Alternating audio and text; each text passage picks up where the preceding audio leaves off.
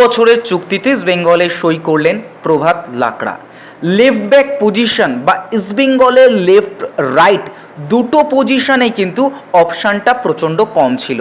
কোথাও গিয়ে বিগত দিনে হীরা মণ্ডল, পরবর্তীতে ইস্টবেঙ্গলে নিশু কুমার, উল্টো দিকের রাইট ব্যাক পজিশনে কিন্তু মোহাম্মদ রাকিব থাকলেও রিজার্ভ বেঞ্চটা মোটেও স্ট্রং ছিল না, এবং সেখানে দাঁড়িয়ে প্রভাত লাকড়া ইস্টবেঙ্গলের জন্য রাইট চয়েস লেফট ব্যাক এবং রাইট ব্যাক পজিশনের জন্য।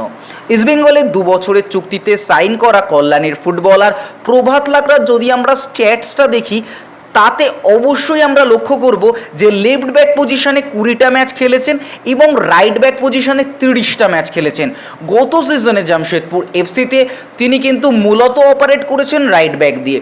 শুধু যে ডিফেন্সিভ এবিলিটি তার মধ্যে রয়েছে এটা একেবারেই নয়, তিনি কিন্তু ওভারল্যাপ করে ক্রস মাইনাস দুর্দান্তভাবে বাড়াতে পারেন, এবং তিনি ডিফেন্সিভ মিডিও এবং সেন্টার ব্যাক পজিশনেও যথেষ্ট ভালো পারফরমেন্স করতে পারেন।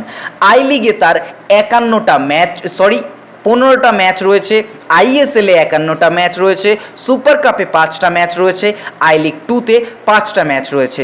এছাড়াও ইন্ডিয়ার আন্ডার 23 খেলেছেন। সারদান সমিতির হয়ে তিনি 5টা ম্যাচ, গোকুলামের হয়ে 17টা ম্যাচ, জামশেদপুর এফসির হয়ে 18টা ম্যাচ এবং নর্থ ইস্টের হয়ে 36টা ম্যাচ খেলা এই ফুটবলার কিন্তু ইতিমধ্যে ইস্টবেঙ্গল অফিসিয়াল অ্যানাউন্সমেন্ট করে জানিয়ে দিয়েছে যে 2 বছরের চুক্তি হয়েছে তার সাথে। অবশ্যই প্রভাত লাকড়া সম্পর্কে তোমাদের কি মতামত কমেন্ট বক্সে জানাতে ভুলো না। দেখা হচ্ছে আগামী ভিডিওতে।